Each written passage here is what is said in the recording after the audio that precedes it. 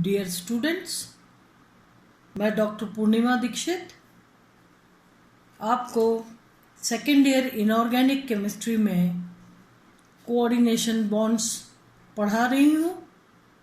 लगातार हम coordination chemistry, coordination bonds के बारे में पढ़ते चले जा रहे हैं, आगे बढ़ते जा रहे हैं। लास्ट लेक्चर में आपने सिज्विक की थ्योरी पढ़ी थी कि किस तरीके से सिज्विक ने धातु लिगेंड बंध की प्रकृति को समझाने की कोशिश की। सिज्विक ने इफेक्टिव एटॉमिक नंबर के बारे में वहाँ पर आपको बताया, प्रभावी परमाणु क्रमांक के बारे में। उन्होंने कहा कि कोई भी धातु आयन अपने चारों तरफ इतनी संख्या में लिगेंड से जुड़ जाती है कि उसका जो परमाणु क्रमांक आगे आने वाली अक्रिय गैस के बराबर हो जाए। उदाहरण भी देखे थे आपने, किस तरीके से कोबाल्ट NH3 6 में कोबाल्ट +3 अवस्था में कोबाल्ट 27 परमाणु क्रमांक में से 3 इलेक्ट्रॉन घटा दिए जाए 24, और कोबाल्ट NH3 6 में 6 लिगेंड्स चारों तरफ से कोबाल्ट को अष्टफल के रूप में घेरे हुए होते हैं, और ये 6 लिगेंड कोबाल्ट को 2-2 इलेक्ट्रॉन्स यानी 12 इलेक्ट्रॉन्स देते हैं। इस तरीके से कोबाल्ट का जो परमाणु क्रमांक है, जिसे कि हम लिगेंड के इलेक्ट्रॉन्स प्लस लिगेंड के द्वारा दिए गए इलेक्ट्रॉन्स प्लस धातु के ऑक्सीकरण अंक पर जो इलेक्ट्रॉन है, +3 ऑक्सीकरण अवस्था में परमाणु इलेक्ट्रॉन्स की संख्या हो गई 24, तो वो 24 प्लस 12 इलेक्ट्रॉन यानी 36 तो आगे आने वाली अक्रिय गैस के बराबर इफेक्टिव एटॉमिक नंबर, प्रभावी परमाणु क्रमांक हो जाता है। संकुल स्थायी संकुल होता है। लेकिन कुछ कमियां थी सिज्विक की थ्योरी में, जिसमें एक ये थी कि इतने सारे इलेक्ट्रॉन्स लेने के पश्चात क्यों नहीं धातु आयन पर ऋणावेश उत्पन्न हो जाता है। सबसे बड़ी कमी ये थी कि सिज्विक इसका उत्तर नहीं दे पाए। और जैसा कि आपने K3 Fe6 के केस में देखा कि कुल प्रभावी परमाणु क्रमांक 35 होने पर भी Fe6 3+ जो Fe6 3- जो है K3 Fe6 में जो संकुल है, वो उसका प्रभावी परमाणु क्रमांक 35 होते हुए भी स्थायी होता है। तो इस बात के उत्तर के लिए 3 मॉडर्न थ्योरीज आई, जिनमें valence bond theory, crystal field theory और मॉलिक्यूलर ऑर्बिटल थ्योरी है, जिनके की द्वारा धातु लिगेंड बंध के मध्य जो उसकी प्रकृति है उसको समझाने की, बताने की कोशिश की गई।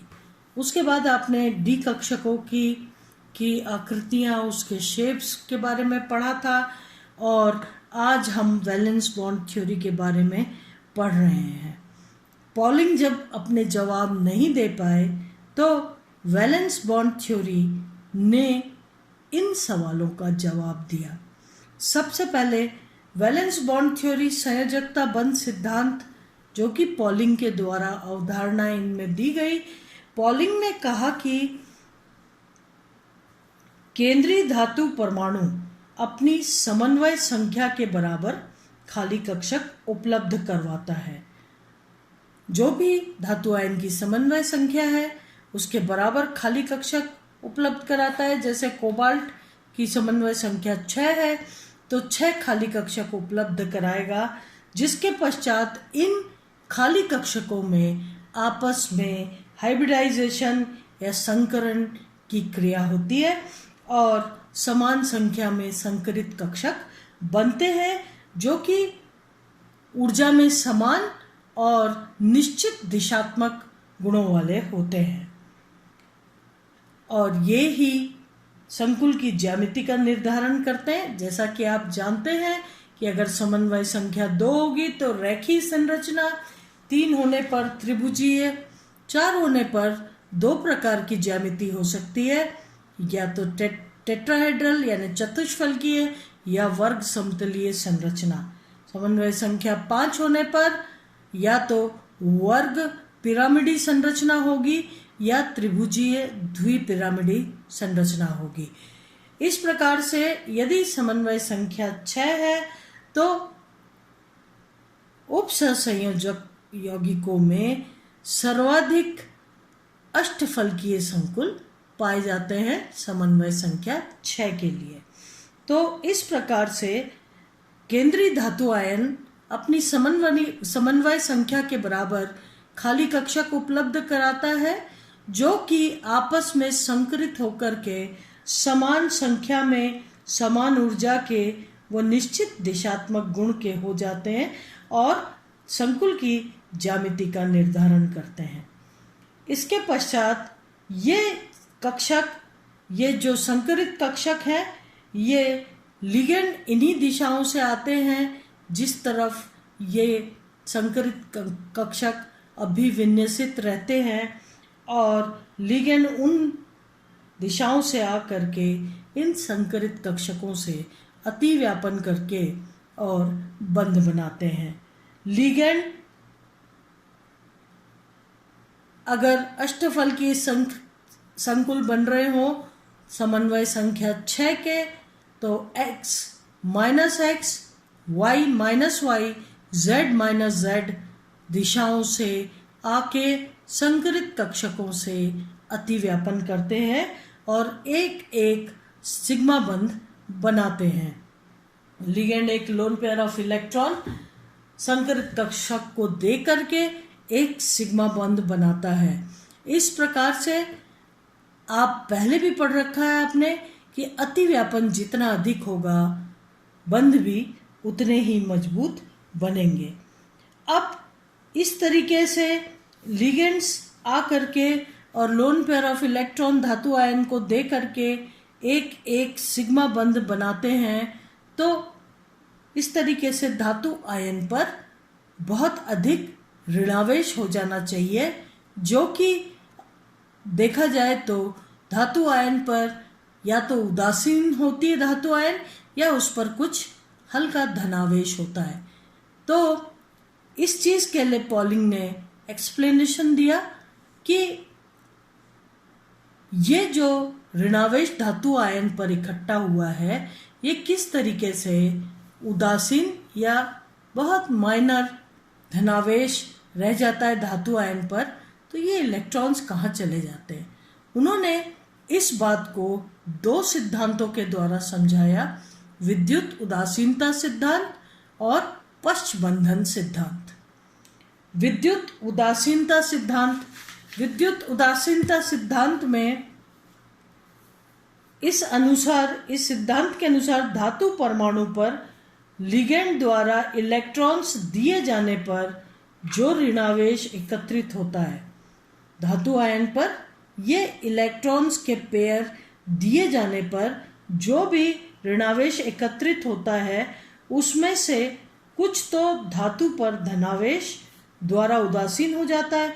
अब देखिए यहाँ पर +3 संकुल वाले भाग के ऊपर लगा है, यानी जो आयरन है उसका ऑक्सीकरण अंक है +3। तो जो इतने सारे इलेक्ट्रॉन से जो ऋणावेश धातु पर उत्पन्न हो रहा है वो कुछ तो इस ऑक्सीकरण अंक या धनावेश धातु पर है, उससे उदासीन हो जाता है, और बाकी लिगेंड के ऋण विद्युतीय परमाणु H2O लिगेंड के ऋण विद्युतीय परमाणु यानी ऑक्सीजन तो ऋण विद्युतीय परमाणु पर फैल जाता है। लिगेंड के ऋण विद्युतीय परमाणु पर इलेक्ट्रॉन देने से जो नियमनिष्ठ धनावेश उत्पन्न होता है, जब ऑक्सीजन ने धातु आयन को लोन पेयर ऑफ इलेक्ट्रॉन दिया होगा तो इस पर कुछ ना कुछ नियमनिष्ठ धनावेश उत्पन्न हुआ होगा। ये जो धनावेश है ये उससे जुड़े धनायनों पर फैल जाता है, यानी इन धनायनों पर फैल जाता है। दाता परमाणु के अधिक ऋण विद्युती होने पर, यहाँ पर ऑक्सीजन अधिक ऋण विद्युती है, आप जानते हैं, तो इसके अधिक ऋण विद्युती होने पर बंध में आयनिक गुणों की वृद्धि होती है। अतः FeH2O 6 3+ में H2O द्वारा इलेक्ट्रॉन पेयर दिए जाने पर धातु पर -6 नियमनिष्ठ आवेश उत्पन्न हो जाता है। ठीक है, अब इनमें से 3 तो धातु की +3 ऑक्सीकरण अवस्था द्वारा उदासीन हो जाता है, क्योंकि धातु +3 ऑक्सीकरण अवस्था में है, इसलिए -6 में से -3 जो है वो आयरन के +3 के साथ उदासीन हो जाता है। वह बाकी का जो ऋणावेश धातु आयन पर रह जाता है वो वापस ऑक्सीजन के ऊपर जाकर के फैल जाता है, क्योंकि ऑक्सीजन बहुत अधिक ऋण विद्युतीय है। तो इस तरीके से वो वापस जो ऋणावेश उत्पन्न होता है धातु आयन पर, कुछ तो ऑक्सीकरण अंक से उदासीन हो जाता है और कुछ ऑक्सीजन के ऊपर ही जाकर के फैल जाता है।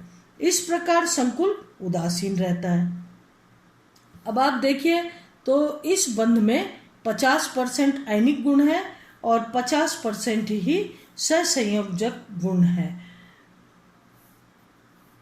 लेकिन अगर हम FeH2O 6 के केस में देखें तो 33% सहसंयोजक गुण व 66% आयनिक गुण हो, तभी यह संकुल उदासीन होगा।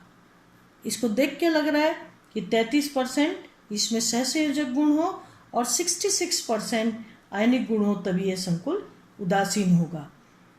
चूंकि धातु आयन पर धनावेश कम है, यहाँ पर +2 ही है, धनावेश कम है, तो विद्युत ऋणता भी कम होगी व नियमनिष्ठ आवेश भी कम मात्रा में उत्पन्न होगा। ये +2 स्थिति में तो इलेक्ट्रॉन को भी कम आकर्षित करेगी, इस प्रकार से नियमनिष्ठ आवेश भी कम होगा, जिसमें से कुछ धातु पर धनावेश से उदासीन हो जाएगा, +2 से उदासीन हो जाएगा, वो बचा हुआ अधिक ऋण विद्युतीय ऑक्सीजन पर फैल जाएगा। इस प्रकार धातु लिगैंड बंध में 33% ही सहसंयोजक गुण होगा। लेकिन अगर कोबाल्ट NH3 6 के केस में देखा जाए, जहां पर कोबाल्ट +2 ऑक्सीकरण अवस्था में है, तो चूंकि नाइट्रोजन कम ऋणावेशित है, तो कम ऋण विद्युती होने के कारण कोबाल्ट और लिगैंड बंध में सहसंयोजक गुणों में वृद्धि हो जाती है। क्योंकि यहाँ पर कोबाल्ट जो है नाइट्रोजन से इलेक्ट्रॉन बहुत तेजी से नहीं खींचेगा, इसलिए सहसंयोजक गुणों में वृद्धि हो जाती है। वह धातु पर नियमनिष्ठ आवेश बढ़ जाता है, यहाँ पर आवेश बढ़ जाएगा क्योंकि 6 लिगेंड से ये 6 लोन पेयर ऑफ इलेक्ट्रॉन ले रहा है, जबकि यहाँ पर धातु पर +2 ऑक्सीकरण अवस्था है, यही आवेश है। अतः धातु की प्रवृत्ति होती है कि वो +2 से +3 में ऑक्सीकृत हो, धातु पर उत्पन्न ऋणावेश से उदासीन हो जाए। ये अगर कोबाल्ट +3 अवस्था में कन्वर्ट हो जाएगा तो ये पूरा का पूरा बैलेंस हो जाएगा, और इसीलिए कोबाल्ट +2 की जो आसानी से कोबाल्ट +2 कोबाल्ट +3 में ऑक्सीकृत हो जाता है। ये एक इम्पॉर्टेंट क्वेश्चन है कि कोबाल्ट +2 कोबाल्ट +3 में क्यों आसानी से ऑक्सीकृत हो जाता है, ये क्वेश्चन भी पूछा जाता है। तो इस चीज़ को आप ध्यान रखिएगा, क्योंकि +2 आवेश है, इस पर इलेक्ट्रॉन की संख्या तो 6 ही है, कुछ ही नेगेटिव चार्ज यहाँ पर उदासीन होगा और बाकी इन पर ही रह जाएगा, और कोबाल्ट पर नियमनिष्ठ आवेश उत्पन्न हो जाएगा। उसको न्यूट्रल करने के लिए, उदासीन करने के लिए कोबाल्ट यदि +3 में चेंज हो जाए तो आसानी से स्थायी संकुल बनेगा, और यही कारण है कि कोबाल्ट +2 से +3 में ऑक्सीकृत होकर के और संकुल को स्थायी बना देती है। तो इस प्रकार से विद्युत उदासीनता सिद्धांत के द्वारा पॉलिंग ने ये बताया कि किस तरीके से धातु आयन पर उत्पन्न ऋणावेश उदासीन हो जाता है। दूसरे विद्युत उदासीनता सिद्धांत के अलावा दूसरा सिद्धांत दिया पश्च बंधन सिद्धांत। आप जानते हैं कि जब भी बंध बनते हैं तो अगर हम 6 कोऑर्डिनेटेड कॉम्प्लेक्सेस की बात करें तो उसमें 6 कोबाल्ट की समन्वय संख्या है, 6 खाली कक्षक उपलब्ध कराता है जो आपस में संकरित होकर के और 6 ही समान ऊर्जा के कक्षक संकरित कक्षक बनाते हैं जो कि निश्चित दिशात्मक गुणों वाले होते हैं। लिगेंड जो है वो लोन पेयर ऑफ इलेक्ट्रॉन धातु आयन को दे करके और एक सिग्मा बंध बनाता है। इस तरीके से पश्च बंधन सिद्धांत द्वारा ये वर्णित किया गया है, ये समझाया गया है कि लिगेंड के द्वारा 12 इलेक्ट्रॉन धातु आयन को दिए गए जो कि संकरित कक्षकों में दिए गए, लेकिन आप जानते हैं 5 डी कक्षकों में से dxy, dyz, dxz ये 3 एक प्रकार के होते हैं T2G कक्षक, जबकि dx², y², dz² EG कक्षक कहलाते हैं और ये अक्ष पर केंद्रित होते हैं। अब जब dx², y² और dz² संकरण में भाग ले रहे हैं तो धातु आयन पर 3 dxy, dyz, dxz कक्षक जो हैं वो भरे हुए हैं। ये जो डी कक्षक हैं ये लिगेंड के जो डी कक्षक लिगेंड पर उपस्थित हैं या तो उनमें या फिर विपरीत बंधी molecular orbitals, anti bonding molecular orbitals में इलेक्ट्रॉन को स्थानांतरित करके पाई बंध बनाते हैं। यहाँ पर आप देखिए प्रत्येक लिगेंड जहाँ धातु आयन के संकरित कक्षकों से अतिव्यापन कर एक एक इलेक्ट्रॉन पेयर का स्थानांतरण करते हैं और सिग्मा बंध बनाते हैं, वहीं धातु आयन के जो भरे dxy, dyz, dxz कक्षक लिगेंड के रिक्त डी कक्षक, लिगेंड में क्या क्या हो सकता है,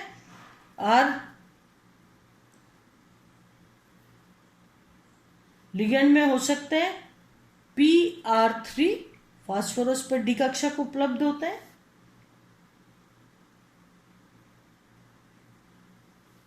उसके बाद SR2 सल्फर पर डी कक्षक उपलब्ध होते हैं, रिक्त रहते हैं जो कि, या फिर आर्सेनिक R3 या फिर क्लोराइड जिन पर रिक्त डी कक्षक उपस्थित होते हैं।